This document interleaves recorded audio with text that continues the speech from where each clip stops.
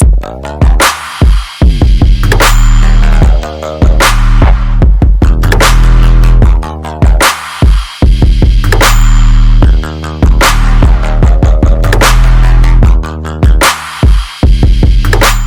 to the Zorich Podcast. I am Chris Zorich, and on today's show, we have a true Notre Dame legend, member of the '88 National Championship team, board member of the National Football Foundation, and group president of Entergy Corporation, the Rod West.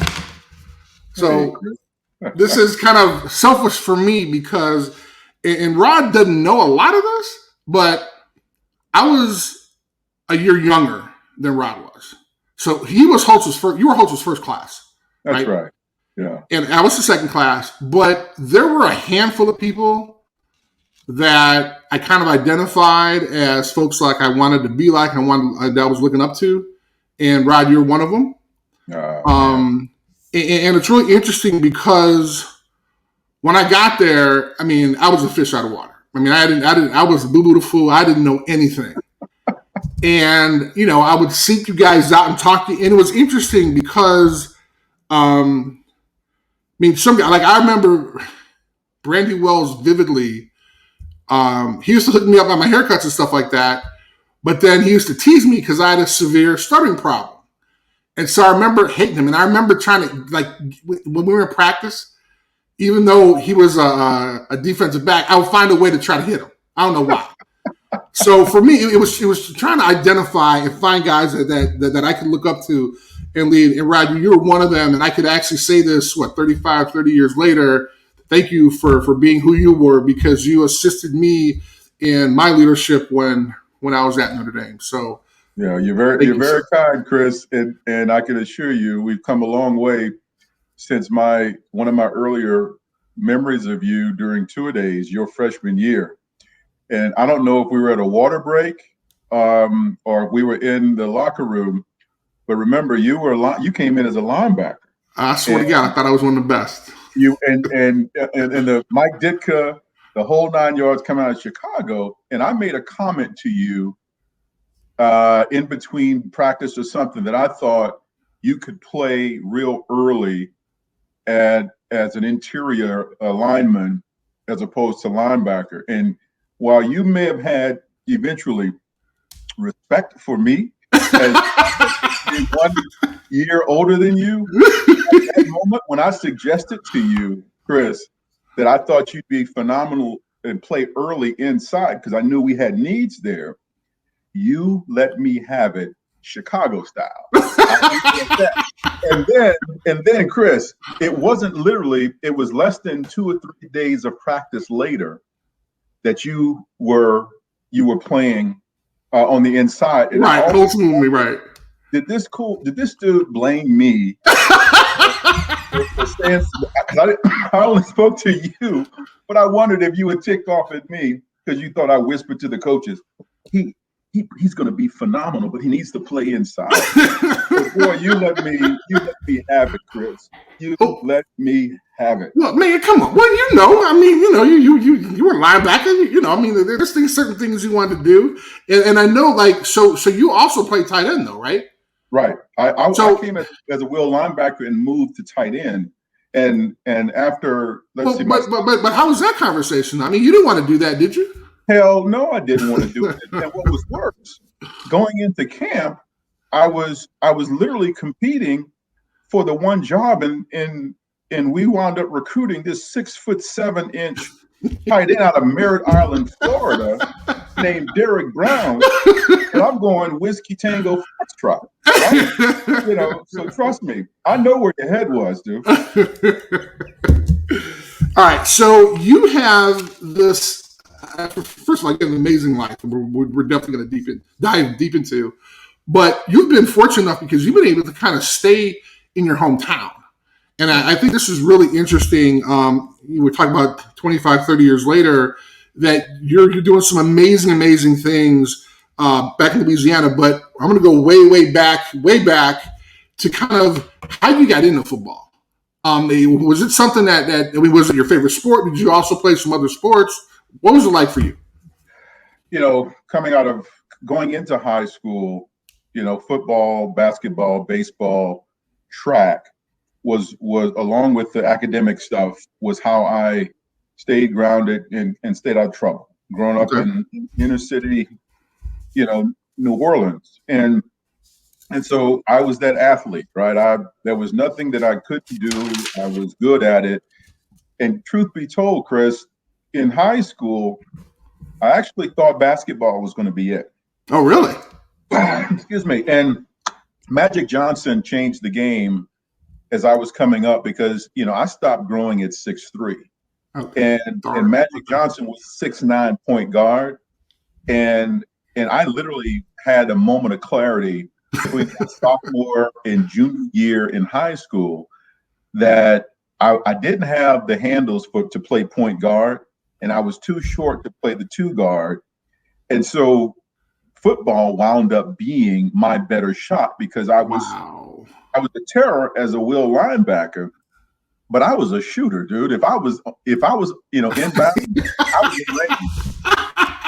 And you can ask any of the fellas in the Rock, Rod was a shooter. And so basketball was truly my first love. Football, I became passionate about it because I didn't realize how truly good I could be until I'd gone from junior year into senior year when I was like, wow, this game, not only do I enjoy it, but I'm pretty doggone, good at it. And but football, I was that kid who was always bigger than the average bear growing up, and so I was always a league ahead.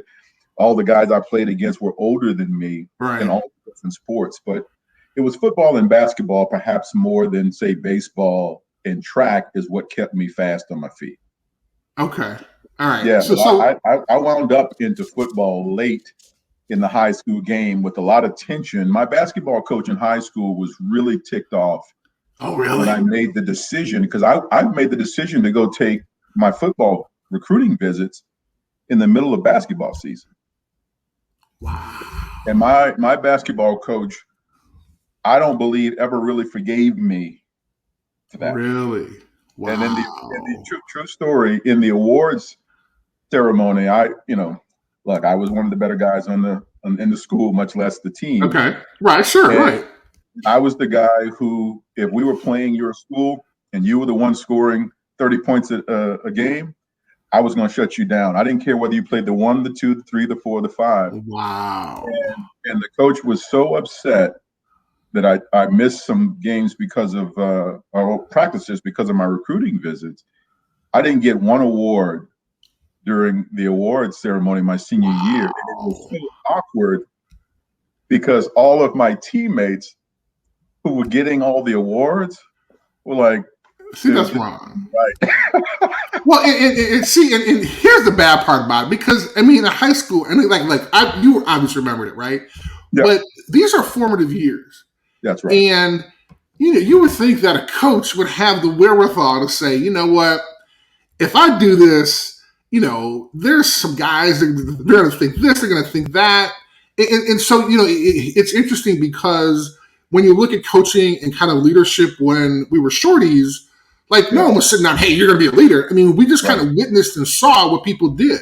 Yep. And so your coach doing it that could have sent you down a wrong path, had you not been, Listen, I felt bad for them more than anything else because, from my vantage point, I had priorities. I had priorities in my life. I made the decision I was going to go play football in college. And at that point, to the extent there was a conflict, my teammates were supportive of me because, it wasn't like I was missing a lot. It was just maybe I couldn't go to that practice, right?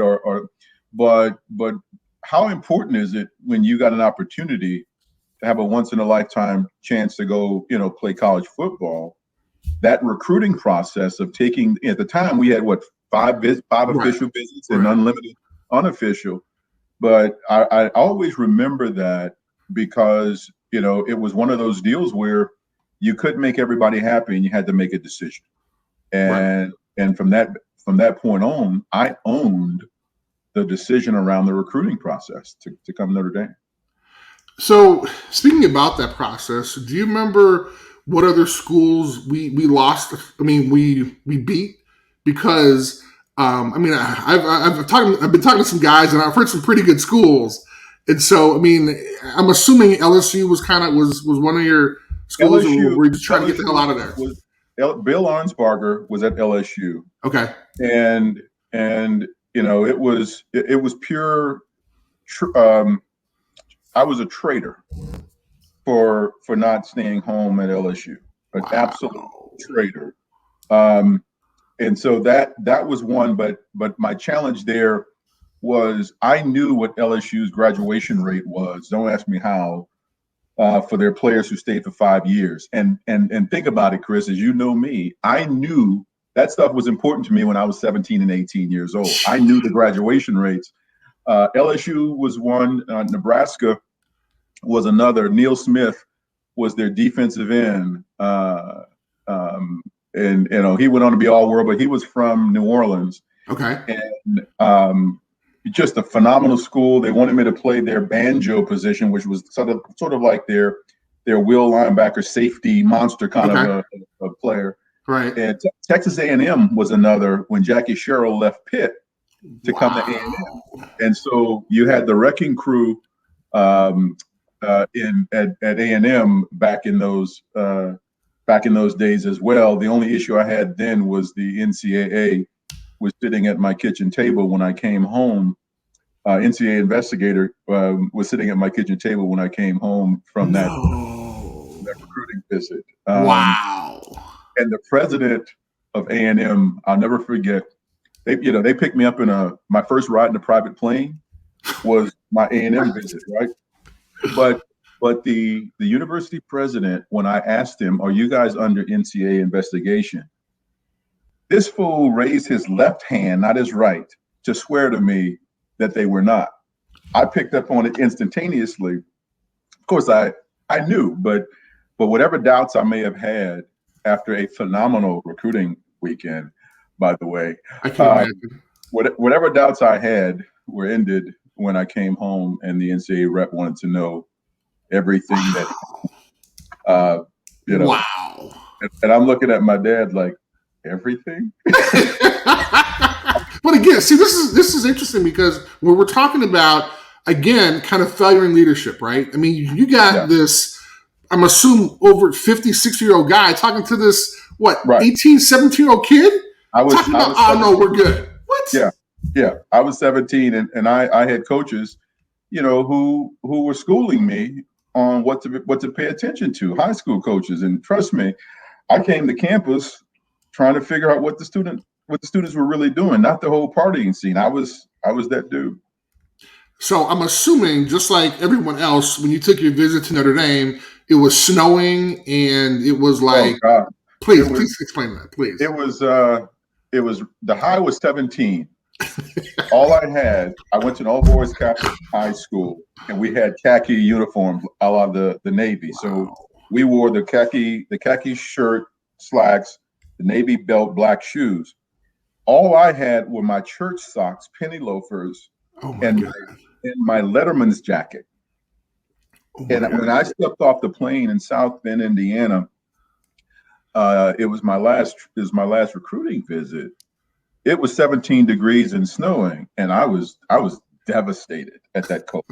So you from Chicago, that didn't bother you at all. I'm coming straight out of New Orleans, and I did not know where Notre Dame was. I thought it was in Chicago. And when I had to go to that little plane in Chicago to fly to South Bend, that was a world-changing experiment because, I thought the propeller was being wound up by a rubber band or something.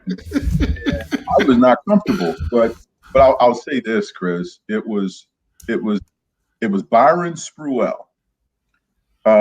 If you think about, when I came to campus and Nebraska, A&M and Illinois, all the rest of them, you had a lot of good football players. What was different about Notre Dame, despite the fact that it was cold as all get out, Lincoln, Nebraska was cold as well. But when I met Byron Spruell, who was my host, he would later be our captain for the squad. Coach Holtz was doing the whole 6 a.m. workouts at the time. He had just arrived on campus and was trying to establish a culture. Right. But after that 6 a.m. workout, the guys went showered up, and I'm waiting for Byron. We eat breakfast at South Dining Hall, and I walk with Byron to his first class, his 8 a.m. class. It was fluid mechanics. Okay. And he wasn't auditing the course, Chris. Byron was an engineering major. And I'm going, holy cow, this dude, African-American male, was my instant, you talk about respect, instant role model. And it showed me that my mindset about demanding that I want to go to a school that was serious about me as a student, as whatever, how sometimes your path in football isn't always up to you, right? But your path in academics, that's the one thing you can influence. Right. The difference that was really made for me was the example that Byron represented, was that it was possible to be a serious student athlete. And I was surrounded by the likes of them. You mentioned Brandy Wells and all the rest of them. Those guys became, for me, my immediate big brothers. And I felt so comfortable and relieved that I called my parents from South Bend. And remember, we were brainwashed with the Wake Up the Echoes video too, right? But I remember calling my parents to tell them I'd finally found a place that was as serious about me as a student as they were about me being an athlete. And no disrespect to the other schools, but Notre Dame was different, because what you may not know, Chris, I had gotten so frustrated with the football factories. I was trying to head to West Point. I was so frustrated that I was like, you know what? I'm going to go to the United States Military Academy. My dad was in the air. My grandfather was an Air Force corporal, and my uncle was a sergeant in the Army for 30 years. And they would have been so proud of me going to the United States Military Academy. But I'm telling you, it was literally in sitting in class with Byron, and I couldn't spell fluid mechanics, right?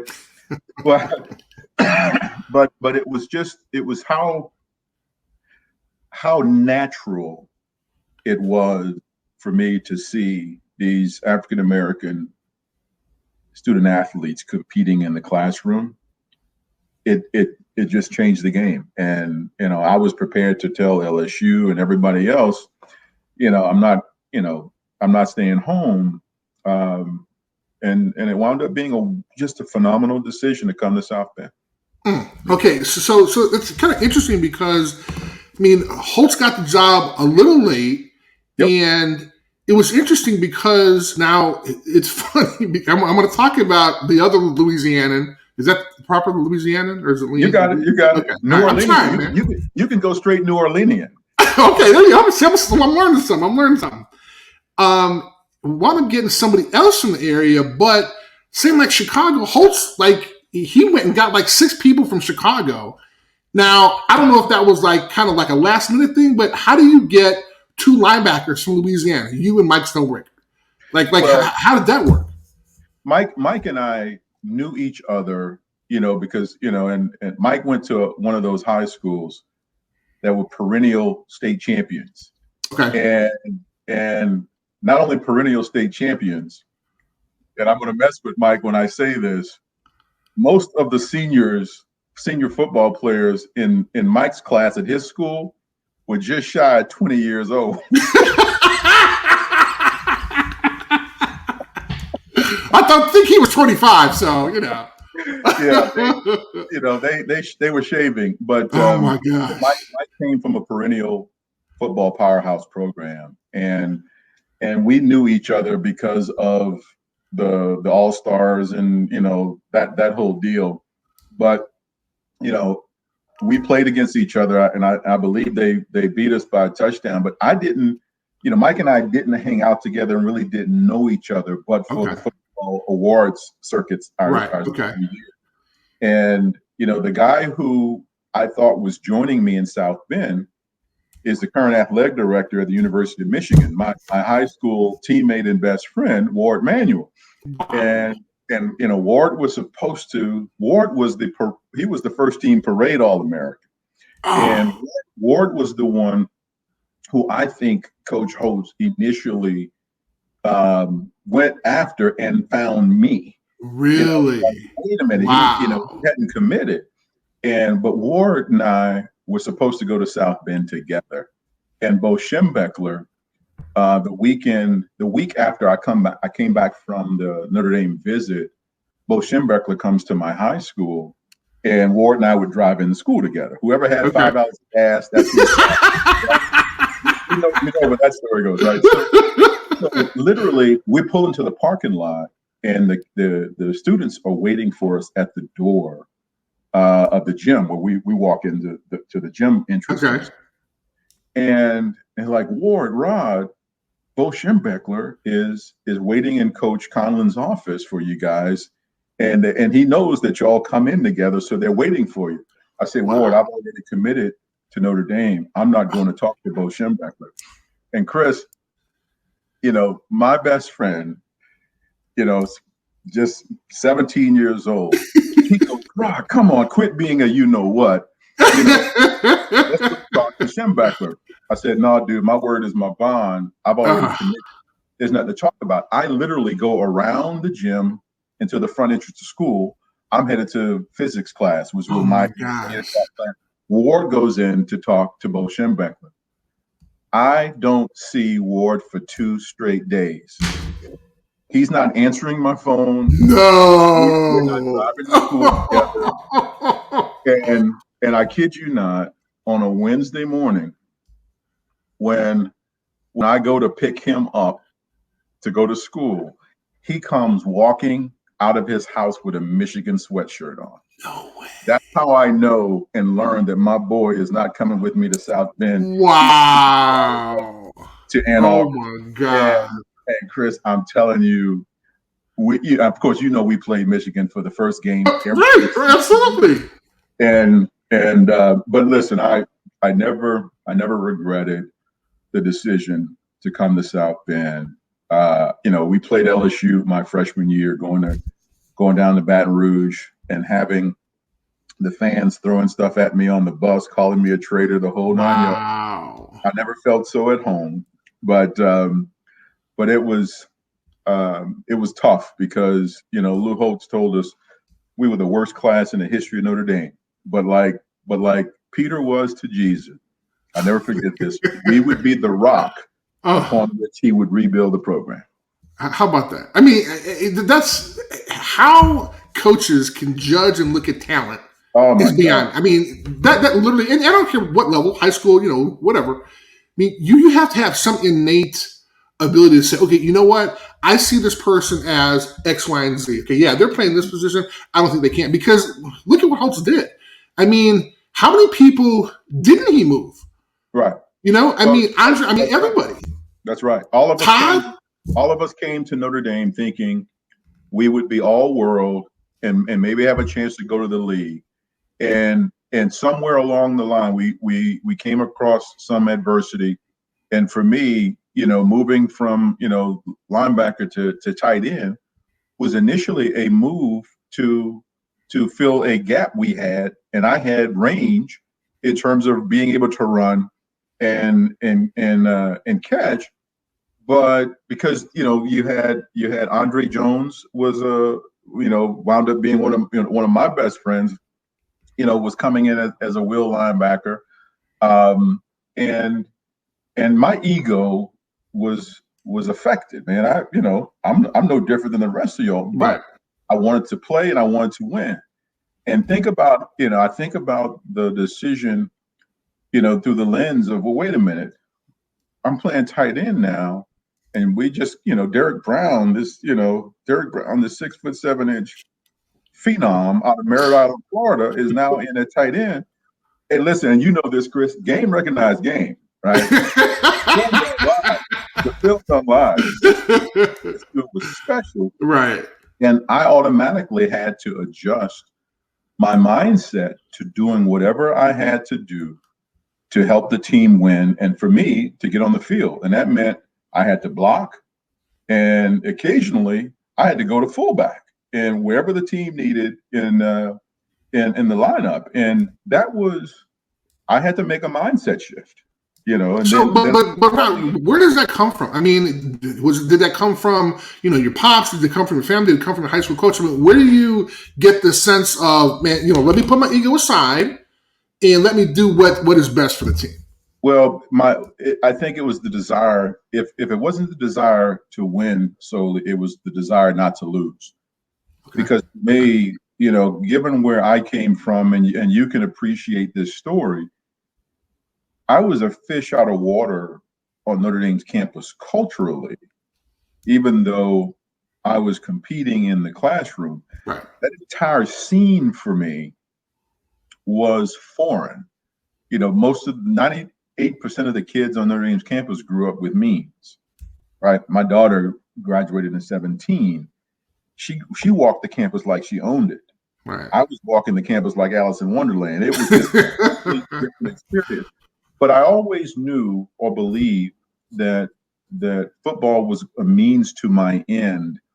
It wasn't the objective in and of itself. And so I had to keep some perspective because I was always one injury away from not being able to play. Right. And so if nothing else happened, I had to come out of there with a degree because I knew my family couldn't afford to pay for me to go to school. And so I was hell bent on working. But if football was going to dominate my life, and you'll appreciate this, football dominated every damn decision we made on campus, right? I wanted to win. I wanted to win. I wanted to be a part of a winner. And that meant whatever I have to do to contribute to this team winning, and also for me to get on that field to play. That made my sacrifice meaningful. It wasn't much more than that. And I'd already made peace with God that if the NFL wasn't going to be in my future, then, I wanted to look back on my football experience with no regrets. Sure. Because I knew then that I was paying a heavy price physically for this game. And so when Coach Holtz and George Stewart and Tony 𝐓𝐿ovich talked to me, and then ultimately Joe Moore talked to me about moving to tight end. Joe Moore, offensive line coach, by the way. So that's right, and the legendary, right? And so it was tough for my ego, but I was able to get on the field and play. I have vivid memories of those drills where it's the 2 or 3 blocking, 2 or 3 defenders, and then you got a running back. I forget the name of the drill, but I never forget having to block you. Here I am at tight end, and here you are as bad as nose, and just having fun going at it. It didn't matter what position we played. You were lining up against me, and I had such profound respect for you, Chris. But just the physicality of football was so affirming for me on so many levels. I didn't enjoy the pain of the game, but I enjoyed the brutality, candidly, that we got to manifest. And it made no sense in the world if you thought about it for 30 seconds. What in the hell are we doing, right? Right. But that whole adage that from Sunday to Friday, nobody would trade places with us in the world, right? The price we paid playing this game. Right. But man, on Saturday afternoons and Saturday nights, there was no place in the world I'd rather be. Running out of the tunnel, wearing that gold helmet, it was everything that you think about, and the success that we've had. Just as you can probably tell, it carries with me today, and has certainly carried me throughout so much of my professional career. Well, it's so interesting because as I've talked to players over the years, right? Winning is so hard, right? So having a chance to compete is one thing, but having everything fall in place to have the type of success that we had was just amazing, right? So, but at the time, I'm 17, 8 years old. I don't understand what the hell's going on. I'm just listening and I'm watching the guy in front of me, right? I have no idea. But as time went on, you learn leadership, success, whatever. So I'm going to talk a little bit about. Well, I had a chance to have Coach Holtz on, and I was really surprised. I didn't ask him about this. I was really surprised he talked about this, but he said the one game that he wished he regretted, or excuse me, the one game he regrets and that he wished he could have back was the 89 Miami game when we played down there. Yep. And he was just saying, Chris, the amount of pressure, and to hear him say this, and he was like, I'm sorry.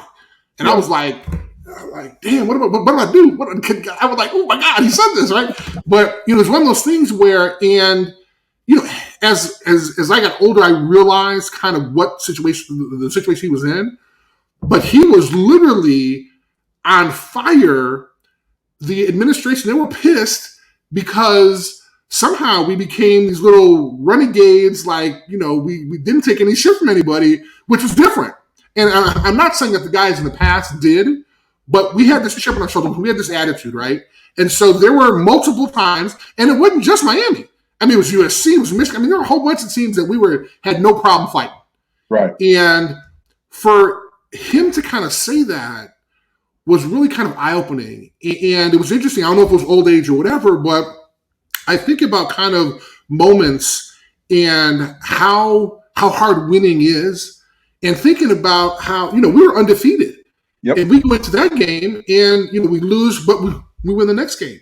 Yeah. And so imagining kind of how it would have been to have won back-to-back is one thing. Yeah. But it's so interesting because I think winning kind of helped us bond. Yeah. And so it's I just enjoy the fact that I was there at that time. We were able to share. It's interesting.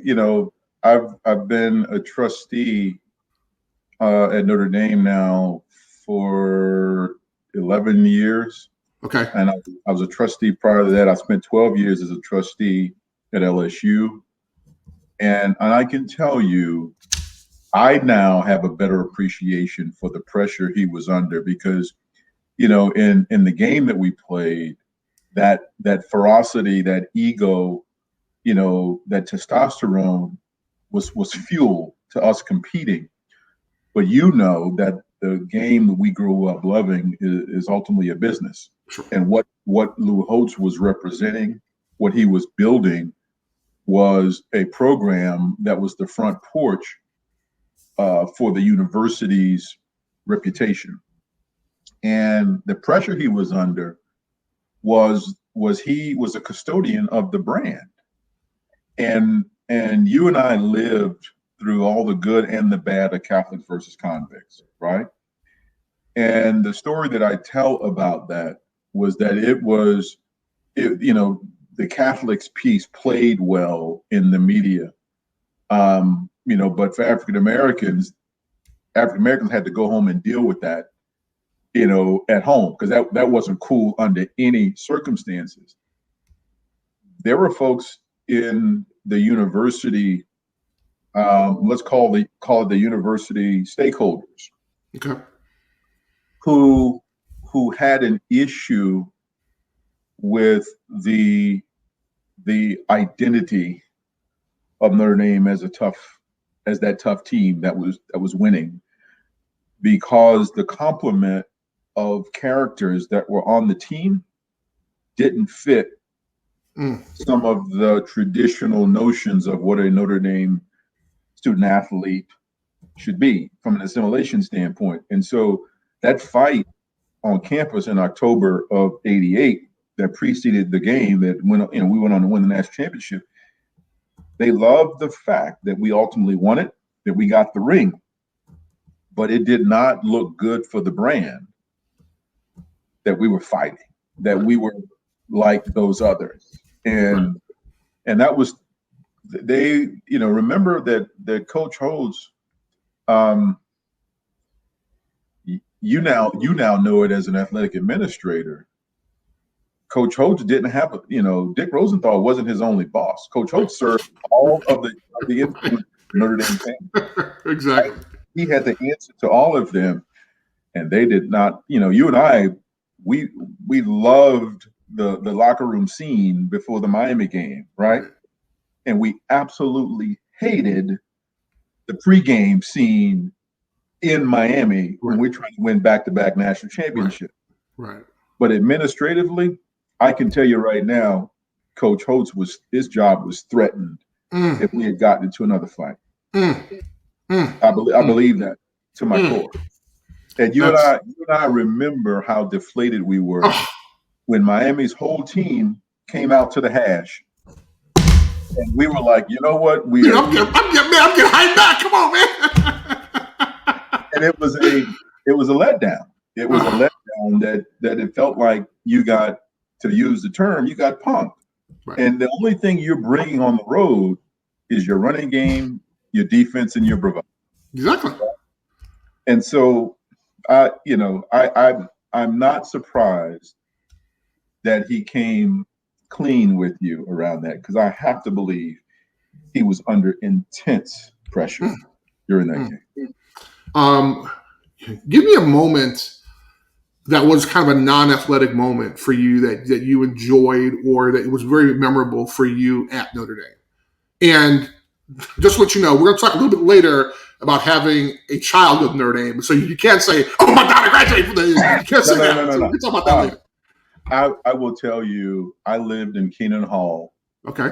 All 4 years, right? Never lived off campus. One, I couldn't afford to. To be clear, not that I didn't want to, I couldn't.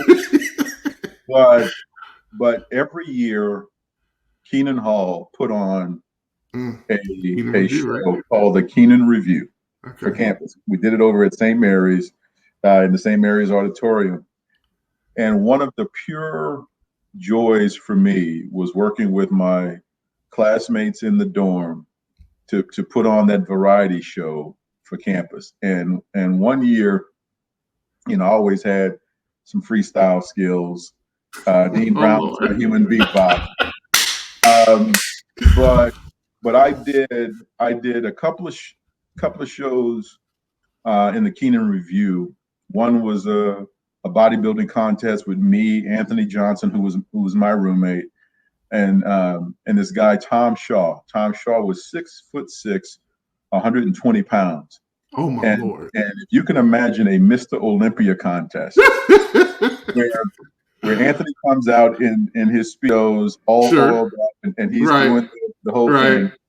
As the second runner-up, I come out. Anthony and I have been doing push-ups. Of course, backstage.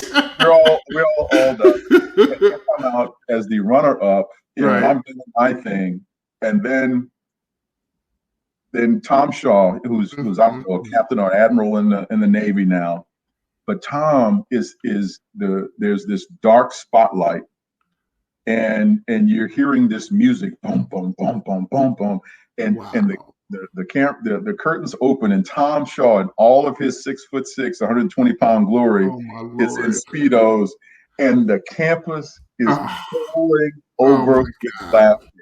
And the Observer picked it up, called it one of the funniest, one of the best shows. But that was pure college for me, right? Where I was Rod West, a member of the Notre Dame family. It wasn't football. It was just a campus moment that kind of captured the innocence, the promise, the ingenuity, the creativity of being a kid on campus, man. It was just a lot of fun.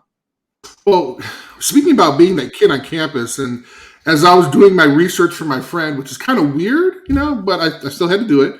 I found out that you actually were going to run or you did run for class president along with another football player, Pat Eilers. Can you kind of tell us about that? So we had honestly, I did not know this. I mean, I'm on the same damn team, and I didn't know. So please, we had just won the national championship, and I believe we had just come back from, when we went to the White House. This was after Bobby had died, and it was Lou Holtz who had the idea that Pat and I might run for class president. Wait, hold on. Come on. So, I mean, did he call you to the office? Was it on the practice field? Because, I mean, I got called like twice, and he was pissed at me. So, I mean, he called and going, hey, I think you guys should. I mean, that's a little different conversation. So, what was it was an idea that was a joke at first, because Pat and I both, had a reputation as, as being, kind of straight out of central casting of, the student athlete kind of guy, right? And I still call him RoboCop, to this day because he was a machine. But the idea stuck because they always thought that I was going to run for governor or senator. Coach Holtz introduced me to the U.S. Senate as a future senator or governor from Louisiana. But the idea was, why not you guys? Right. And as we thought about it, we said, you know what? Let's give it a shot. But if we're going to do it, we're going to do it all the way, right? We're going to campaign. We're going to go door to door in the dorm on campus. And so we entered our names. I was going to run for president. Pat was going to run for vice president, and we were going to go do this thing. And that's exactly what we did. We went door to door, and we were doing. I think we were doing exceptionally well until Coach Holtz.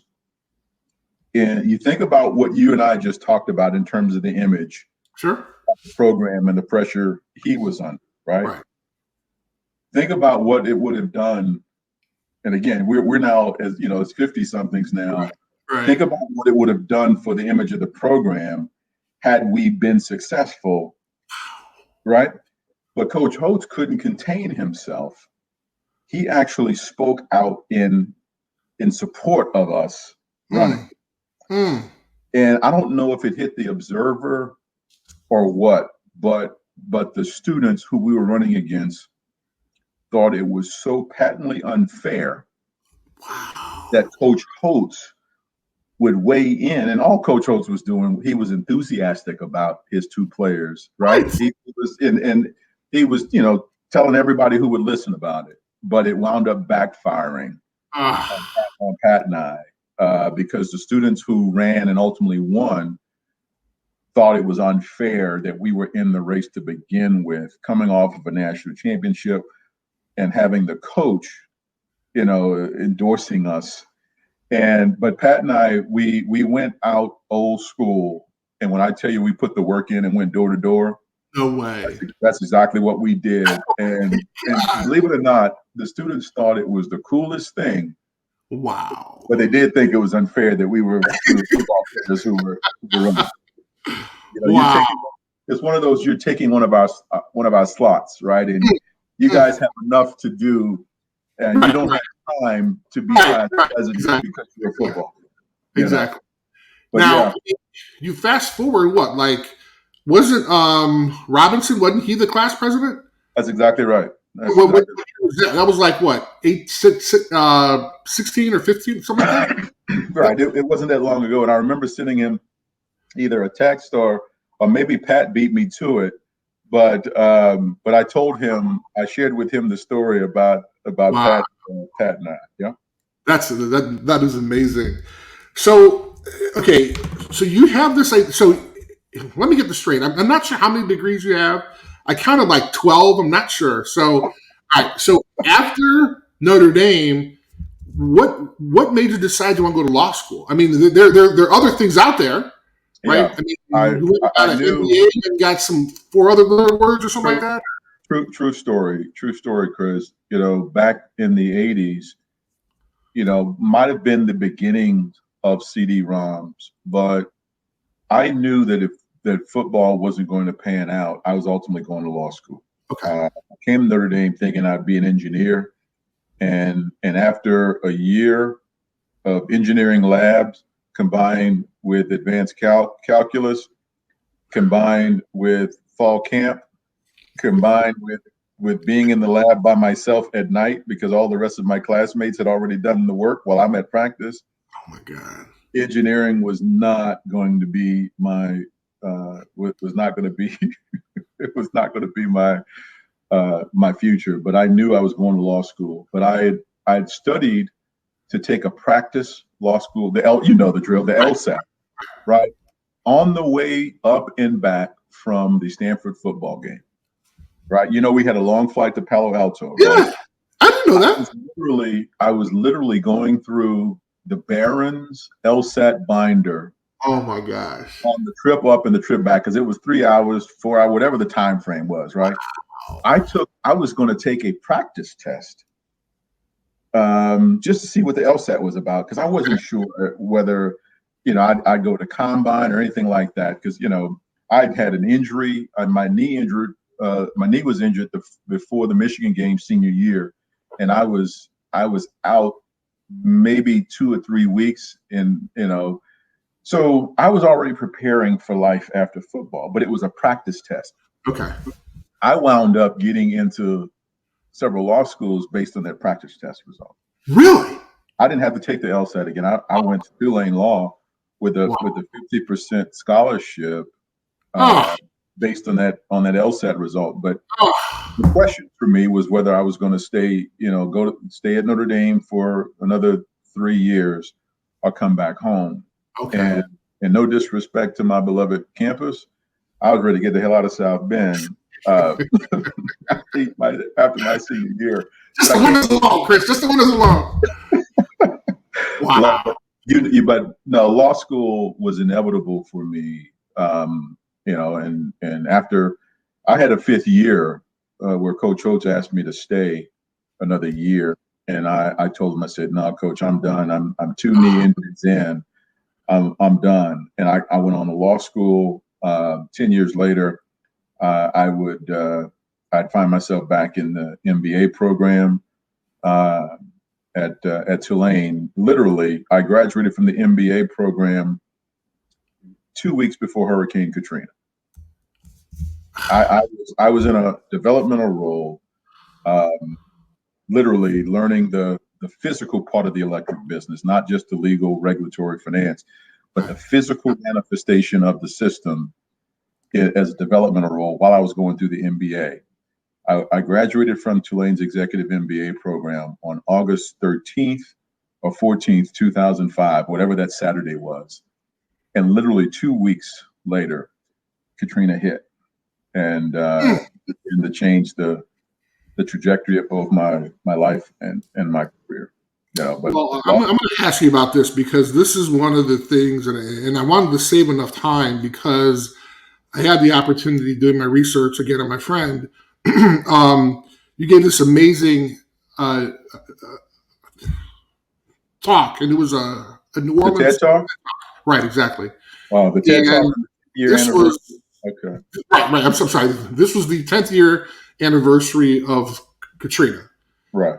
And can you just kind of share with us a little bit, because it was fascinating for me, but to see somebody handle what you had to do in that time would just be amazing, and having a chance to kind of just see that on television. But the fact that I know somebody, as in you, that actually did it is even more amazing. And I guess during the process, and I'm a big guy in leadership, you actually talked to General Honore.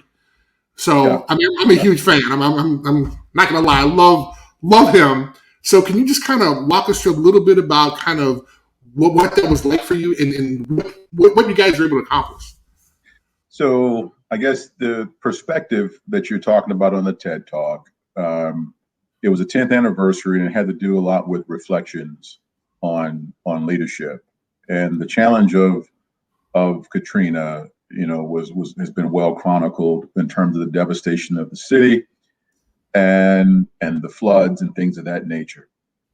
What was more poignant for me, and I think it speaks to where that resonated with you, my TED Talk spoke from the vantage point of my responsibility as a leader, as a family man, of dealing with the human impact of it, where I had to share with my employees who had left town for a couple of days waiting for the storm to pass, to come back and to restore electricity. like they always do. The gravity of having to share with them not the game plan for how we're going to restore power, but I had to let them know that they were homeless. And I think I talked about it as the distinction between having the authority that comes with being, in a position of command versus the responsibility of that role, particularly when their lives and livelihoods depend on what you say and what you do. Right. And I'm sorry to interrupt you, Rob, but can you talk about how when you were in the helicopter, when you were looking down, can you kind of talk? I mean, dude, I got chills, and I wasn't even there. Yeah, me too. Even now, wow. I shared the story that I was doing a helicopter tour, my first tour after the levees breached and the city flooded, and my captain, the helicopter pilot was a Iraqi captain. His name was Todd. And Todd was sniffling in the radio, and I could hear him. He says, "Man, this looks like post World War II. I'm not used to seeing this in an American city. This is what we do to other places." But I was looking down from the helicopter, and I'm guessing we were 5,000 feet or so above, just literally doing an aerial view, and I saw what looked like the foundations of homes. I'm going, my goodness, the water and the wind has literally wiped these houses off of their foundations, and all that's left is a concrete slab. And as we lowered in altitude, I realized that what I thought was concrete slabs against the backdrop of the ground was actually the roofs of homes. Where the backdrop was water. And it underscored for me the level of devastation that families and businesses were experiencing, and it made real for me just how much work we had ahead of us. And it was after that helicopter tour where I had to come back and tell the employees who knew I had taken the tour of South Louisiana and the Gulf Coast.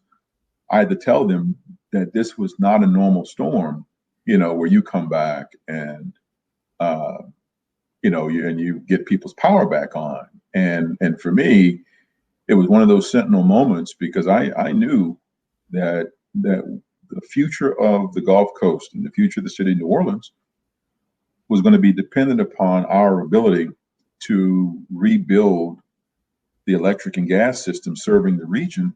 Otherwise, all of the factors of repopulation would not and could not exist. And along the way, this I call him the Black John Wayne.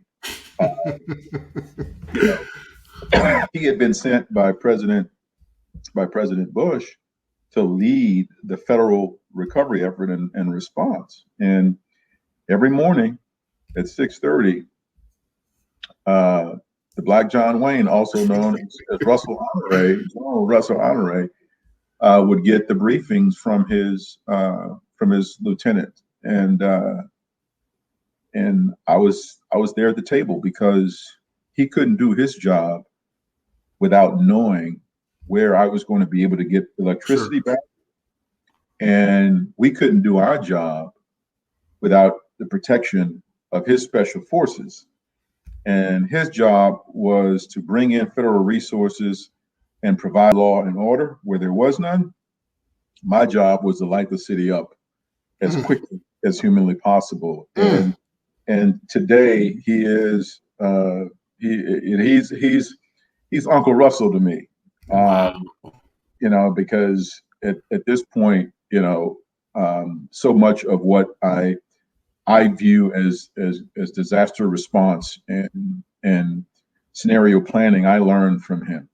I have nothing but profound respect for his leadership and his example. And I remember him telling his men to put their damn guns down. You're here to protect them. You don't aim your guns at the people that you were that you're sworn to protect. And dude, I got the chills, man. This is crazy. Chris, he was dead as serious about leading and unapologetically. And I just have such profound respect for him. I talked to him probably less than a week ago, and I support. He has a Russel Honore, Leadership Academy, right? For boys, and it's I just love the man. But I learned so much watching him operate in the chaos of Katrina. Wow.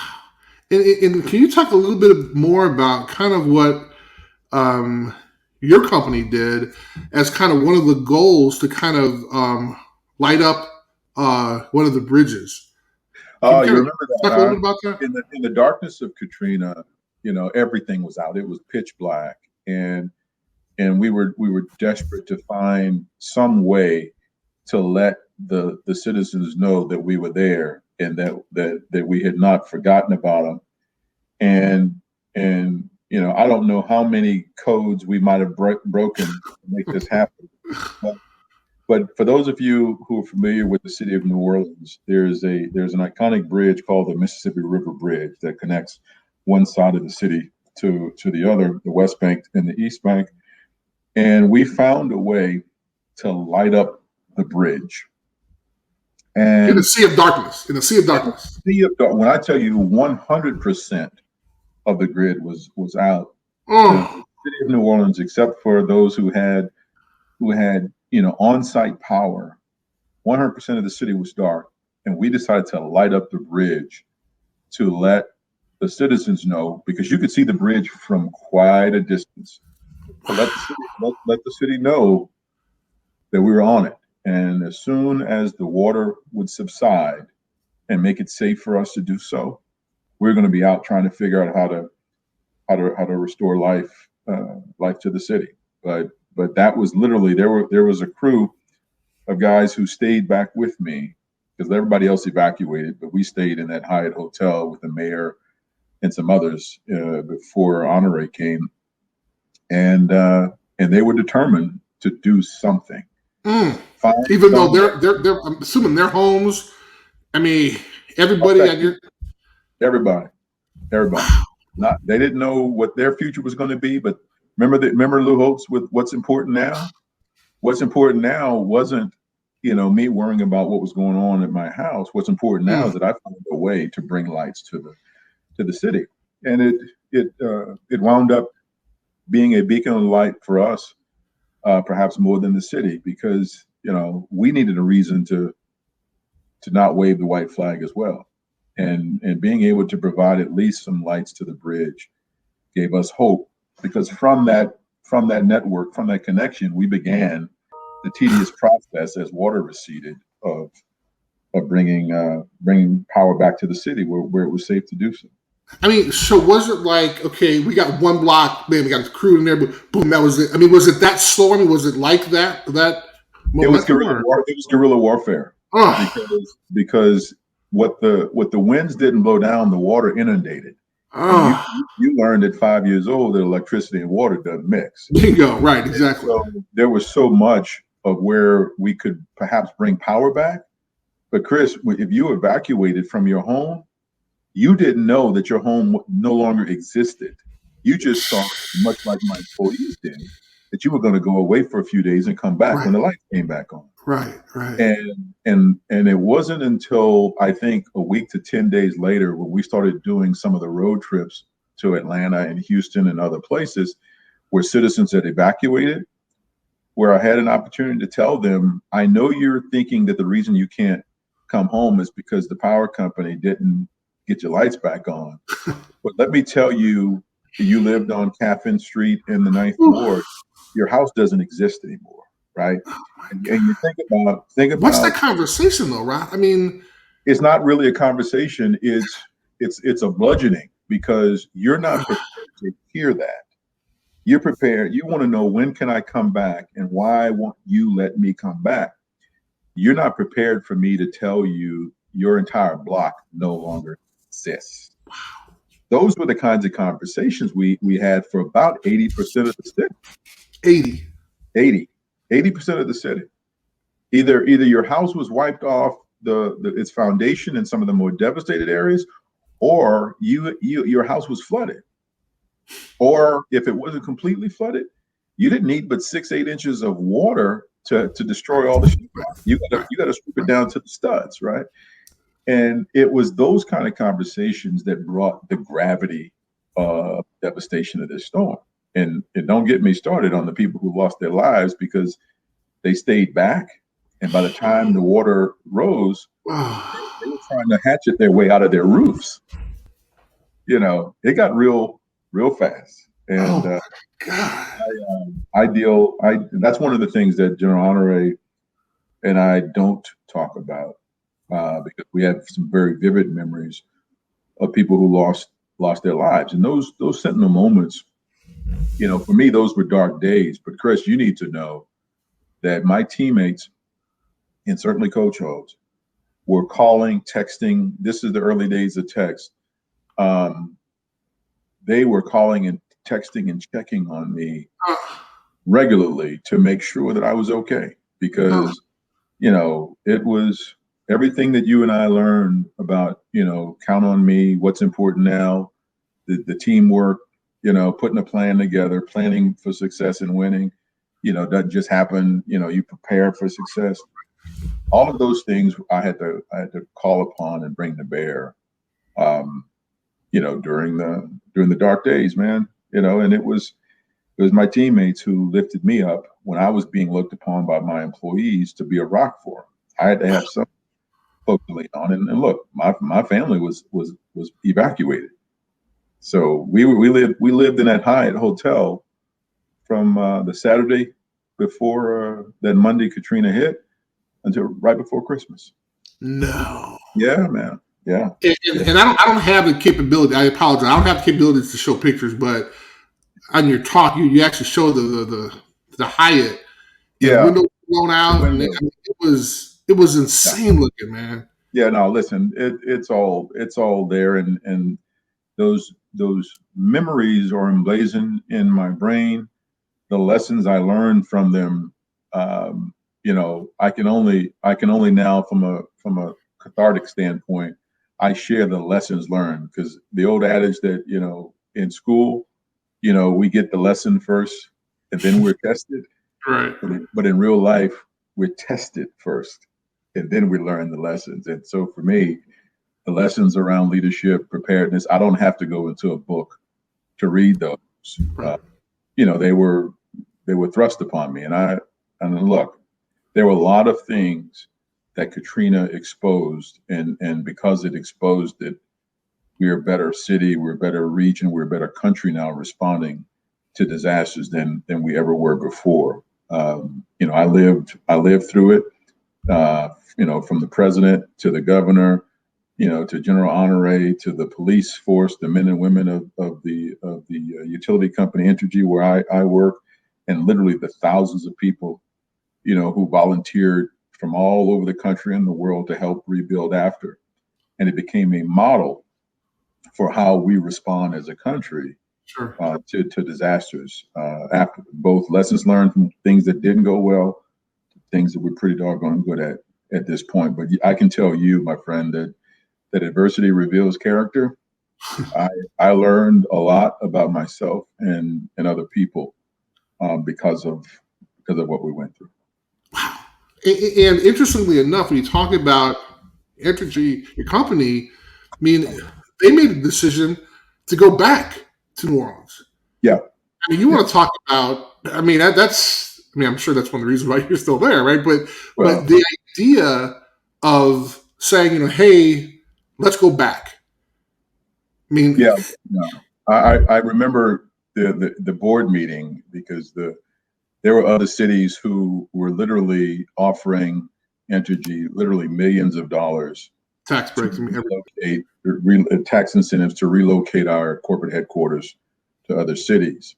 And the employees definitely wanted to go back to New Orleans, but the board of directors were responsible to represent the shareholders, because if it's not going to be a viable city, you can't responsibly go back. But here's the thing, and this is the chicken and egg conundrum.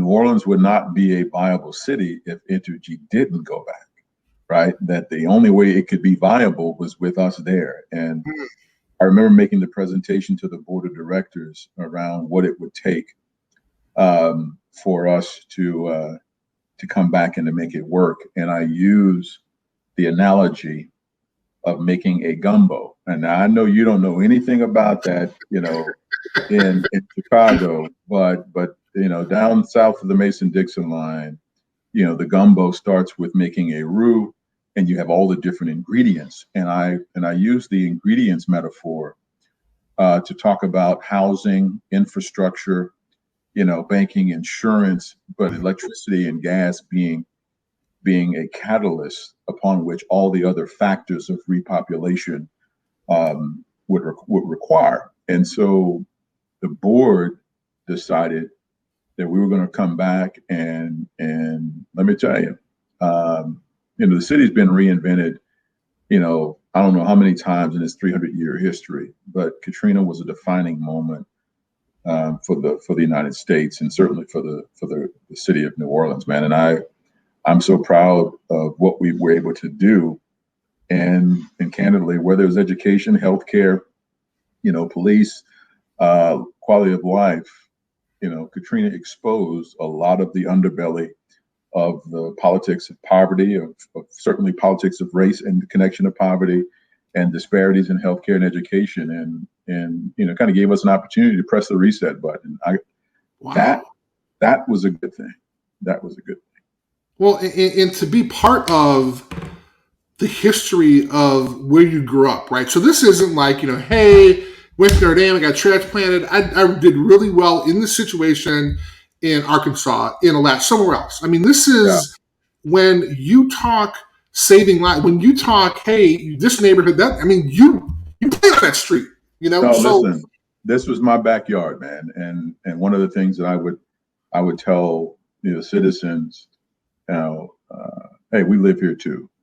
And when I tell you there are neighborhoods that I ride around today, some of them are beautifully adorned neighborhoods, with new homes and new communities. And I remember when there was the X with the date, the number of people that they found, or pets that they found, or bodies that they found, and the watermark of where the flood hit.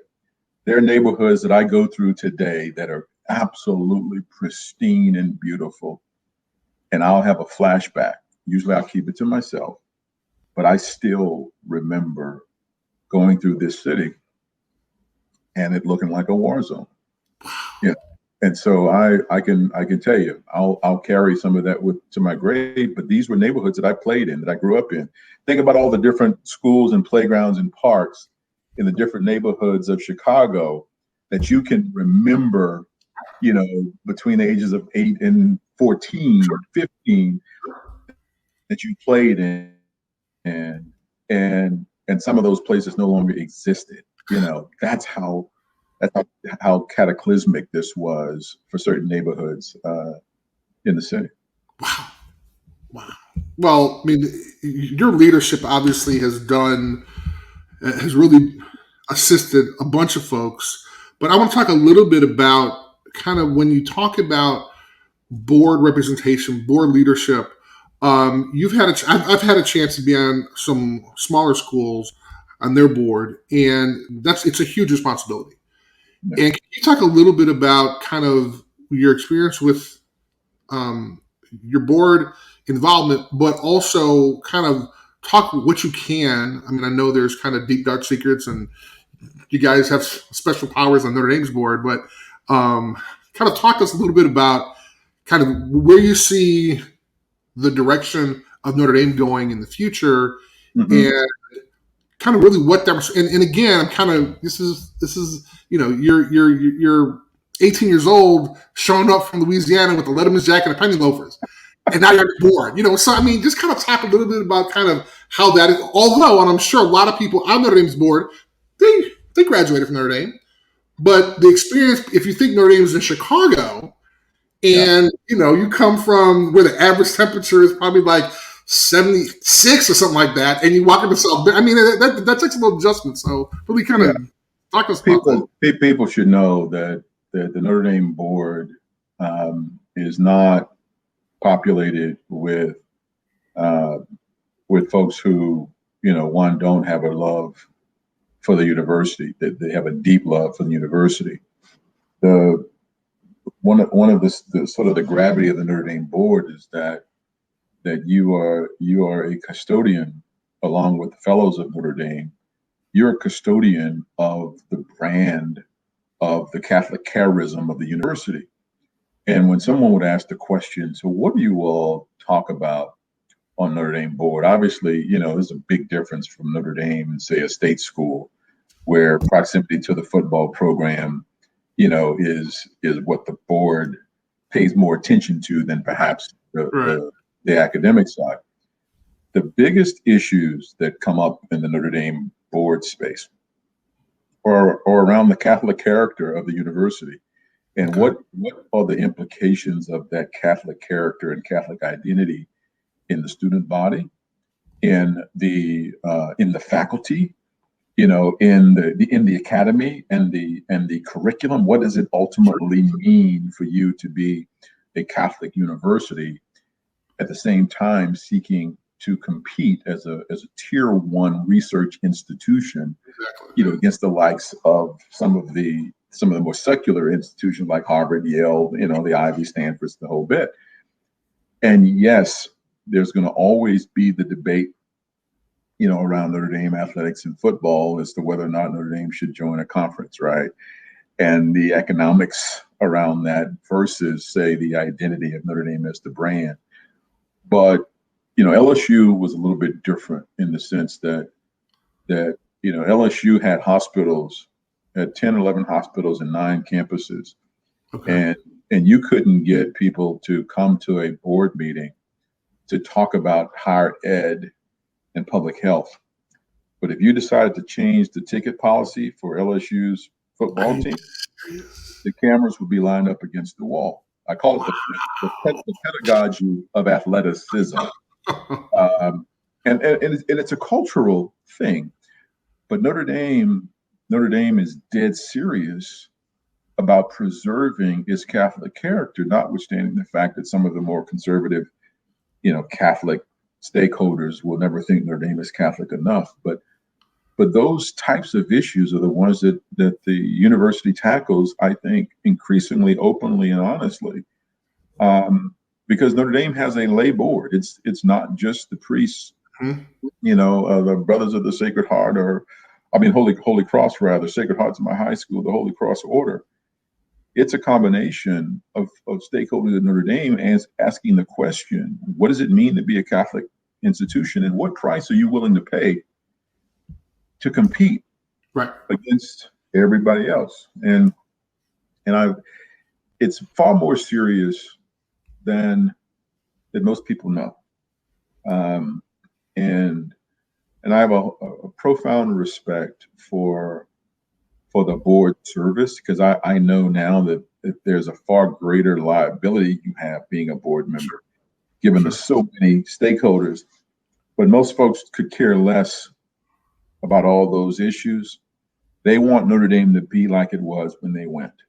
Wow. And you can imagine the generational divide in debates about where Notre Dame ought to be. And so it's been a labor of love.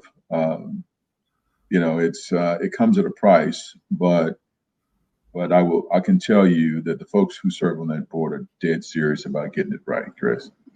Dead serious about getting it right. And some of them could care less whether Notre Dame plays another football down, wins another football game, joins a conference or not. Right. I'm not one of them. I care. Right. So. Right. Well, it's really interesting. Well, kind of going on the football part, right?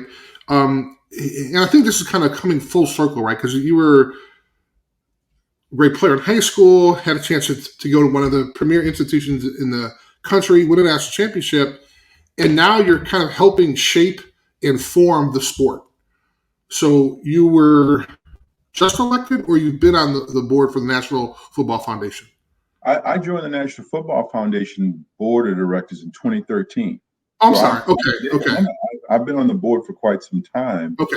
And that was a labor of love for me out of my service on the Sugar Bowl. I was on the Notre Dame Sugar Bowl committee for 26 years. And you're also president, correct? I'm now past president, but yes, I was president and chairman of the board of the All-State of the Sugar Bowl committee. But the Football Foundation is how I was able to stay connected to the sport that I love and do so in a meaningful way from the brand of the sport, from Little League up to the NFL, because, Commissioner Goodell, a handful of NFL owners, a lot of athletic directors and commissioners, former players, Roger Staubach, Troy Aikman, Lynn Swann, they serve on this National Football Foundation as well. And firsthand, the National Football Foundation elects the College Football Hall of Fame. And that's just, for me, was a way to give back to the sport that so profoundly, impacted and influenced my life and yours. And I think most recently, they did a Black History. I don't want to call it a Black History celebration because it doesn't really speak to what they were attempting to do, but they asked a number of us to be profiled. Tom Gatewood, was it Tom Gatewood? Yep. Yeah, Tom's now a new member of the board, but they asked us if we'd allow ourselves to be profiled as part of Black History Month celebration and to be interviewed along the way. And I had an opportunity to participate in that, and it was an interesting engagement and gave me cause to pause and reflect, on a lot of things. And so for those who've not seen it and might be interested in it, we covered a few topics in a relatively short period of time, but it was a lot of fun. But I've truly enjoyed the National Football Foundation service. And what are the new members? Christopher, is he a new member or? Yes, he's a new board member, Chris. Yeah. Now, Air Force guy. Yeah, I was going to say, because now this dude, he actually was the first. What is it? What award did he get? It's the academic award that they had at the time. Was it the Campbell Award that he got? Yes. Yeah. So he was the first winner of that. And this dude, you want to talk about a cool basic. One of the events, I went up to him, was like, there's a long line. And I was like, hey, it was at one of the events. I think they were honoring him again or something like that. And I was like, hey, you don't remember me? My name was Chris Zorich. He was like, wait a minute. Yeah, dude, I've been in the Air Force. So we went on back and forth. Great guy. President Robert Morris University. I mean, this is an individual who literally, they broke the Rhodes Scholar. What? I mean, and then he talks a story about hitting on a plane. Man, this guy, and I'm so encouraged because there's individuals like yourself, individuals like Chris, who, because this is a very challenging time for football, right? I mean, you got all these soccer moms like, absolutely not, the kid's not playing. Right. But to be able to advance the sport that has meant so much to all of us. And it's great. I mean, Tom's participation now, but these are individuals who I feel good that the sport is in your hands because you guys get it. And the gravity, and again, when you're just a nugget out there playing, you got no idea, right? I mean, I'm 18 years old. I'm pissed because I got to go to double sessions. But what that taught me, what this experience, how thankful I am to have participated in one of the best sports that were ever created, has made me the person I am. And so I just wanted to kind of spend a couple minutes just saying thank you, because this sport is under siege, but it will bounce back. Is it safer? Yes, it is safer. And y'all got to face a whole bunch of challenges, but knowing individuals like yourself and Chris and Tom and all you guys, and Steve Hatchell's the best, but knowing kind of it's in those hands, I feel good about the sport. Well, you're kind for saying that, and yeah, it's the game is we're trying to make the game safer. You and I both know that as safe as the game is, the attraction of the game is the physicality of the game, right? And the moment that's no longer the case, then it's no longer the game. Where the line that we have to balance, and this is kind of the reckoning. There's the difference between protecting the game and protecting the business model. That is the game. And for me, being intellectually honest means making a distinction between the safety component of the game and the lessons that you and I learned from having played the game versus the business model by which others have been able to profit right. from putting on the spectacle, for pay. And I don't say that in any pejorative way, but when we're talking to the soccer moms, they don't care about protecting the business model. They care about protecting their children. Right. But all the other people who earn their living, both directly and indirectly, off the preservation of the game, they're a stakeholder at the table as well. And those are cities, those are states, those are colleges, universities, those are high schools. And we got to be honest about how big an input to this nation's economy this game is as well. And having an honest conversation starts with being upfront about what we're trying to protect. And the moment those soccer moms stop allowing their kids to play, the throughput of potential players who can come in like you and I did to populate college campuses, for you going on to the NFL, that begins to dry up. And if you understand business cycles, that you got to change their minds, because the moment your inputs stop coming in, your business begins to die, because the quality of the product that you can put on the field begins to wane, and people are going to go turn and watch something else. Right. So being honest about that, I think, is one of the toughest aspects of the National Football Foundation, when so much of football is about rah-rah and promoting the sport, when we know that in addition to health, we're also promoting the business model. You've had some great examples. You've actually talked about some. One of the things I'd like to start winding down with is kind of when you think about leadership, and you mentioned before, you're not big into blinks because, you're actually living it, right? And you have lived it. Can you kind of sum up what you may have learned over the years about leadership? Because, I'm a firm believer in anyone can lead. They just need the opportunity, right? Yeah. But they can also do kind of bad, negative things as well. But kind of share with us your take on leadership. I've shared this in many different ways, but a simple takeaway is I never realized how much more effective and influential I could be when I embraced the idea that it wasn't about me. And the moment I began to grasp, we talk about the gravity. The moment I began to grasp that leadership wasn't about me, I believe that I became a far more effective leader, because whether you're in the military, whether you're a coach, whether you're in the neighborhood, whether you're in a corporate environment, you can be placed into a position where you have authority over other people. That's positional authority. But only the people who work for you or report to you can call you a leader. And they're only going to trust you when they truly believe that it isn't about you, that what you're trying to accomplish is putting them in a position to be successful, regardless of what that is. And it takes a long time for the uninitiated, people who've not been tested, to come to that realization. I love that. That's awesome.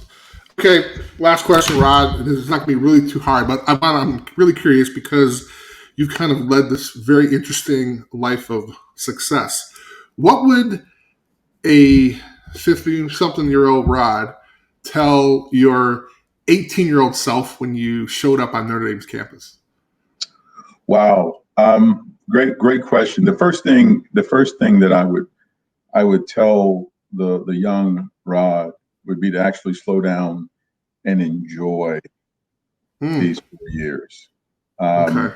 I was so afraid of failing.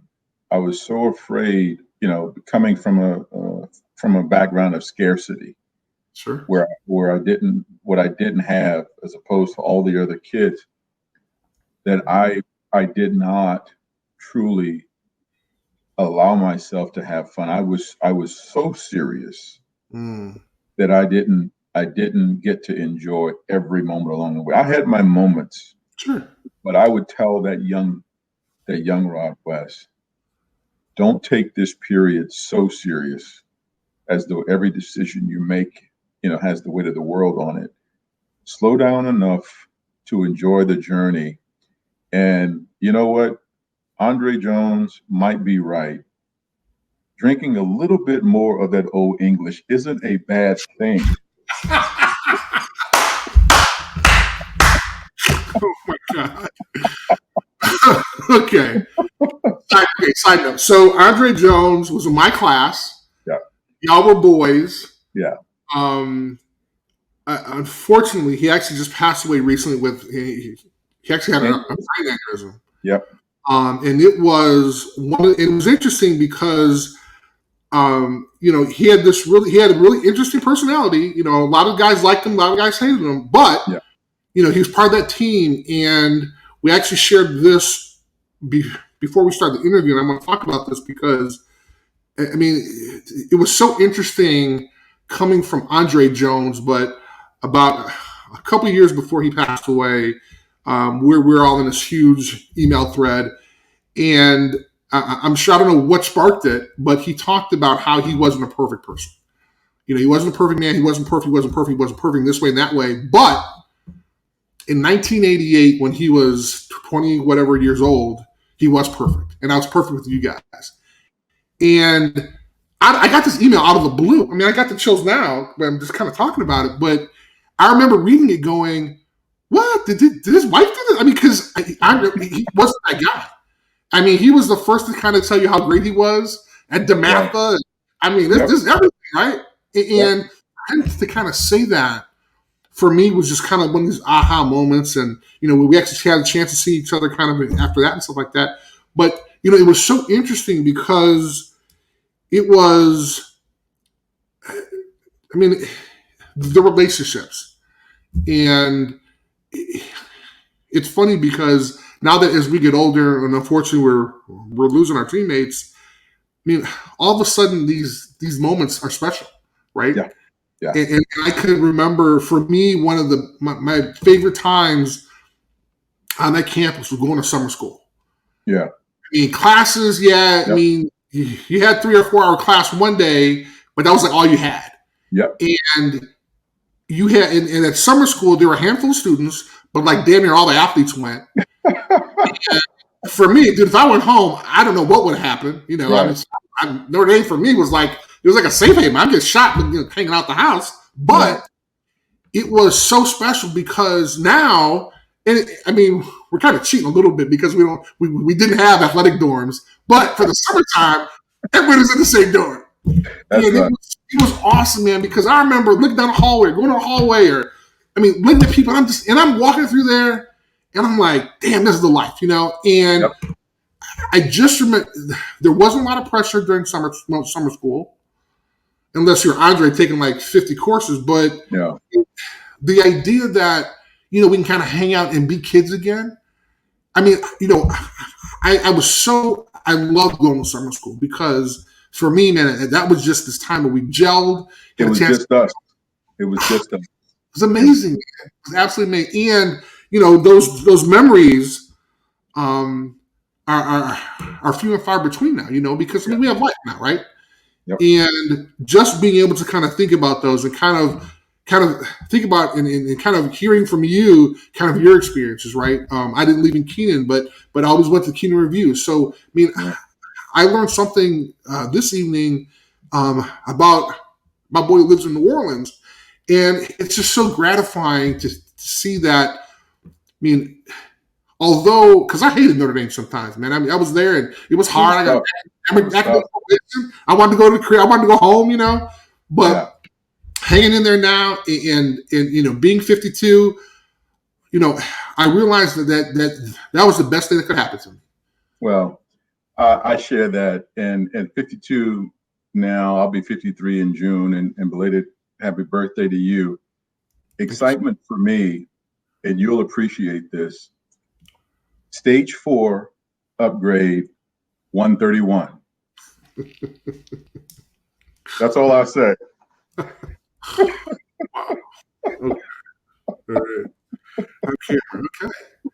All right. So what Rod is talking about is our love of motorcycles. Yeah. And when we do start recruiting more members after this COVID thing is over, we're going to slide through New Orleans for a little bit, right? Because we got Tony. We got Tony Rice. We got Petro. We got Tim Ryan. We all ride together. And at one point, we're all in Chicago. Now, Tony dissed us, and he's in Miami, but that's a whole different story. But we're riding, and actually, we will make sure that we make a stop to grab you in New Orleans. However, those are some high numbers, so you have to show us. I mean, you probably don't have a dyno in your garage, but you have to open it up a little bit. Yeah. Oh yeah. Man, dude, this has been great, man. I can go on for hours, man. Dude, thank you so much for your time. I do apologize. Next time you got a problem, we're gonna do this again. But next time we're gonna talk about how it was having your daughter go to Notre Dame. Amen. I really do appreciate this. I want to be respectful of your time, but I plan on doing this for a while. So, dude, this is selflessly for me, man. This is walking down memory lane, bro. Hey, brother, I appreciate the platform, brother. It's wonderful to visit with you, and for me to support what you're doing. I think it's just a wonderful platform to engage, man. Well, I selflessly, man. I told you, man. Selflessly, this is me rekindling my childhood, man. Because for me, man, it was I had a great time at Notre Dame, but more importantly, I wanted to kind of allow folks to not only learn more about you and who you are, but really the mark you've made on our society.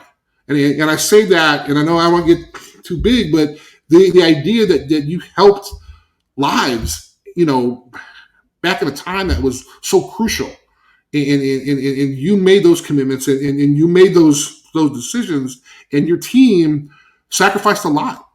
And I don't know if a lot of people knew that. So I wanted folks to kind of know who the real Rod West was, not that there was a fake one out there. But well, you're a good man, brother. Thank you. Brother, this was awesome, man. I love you, bro. Love you too, look forward to talking to you in the future. All right, man. Be well. And thanks again for the opportunity. You got it, brother. Go Irish. All right. Go Irish indeed.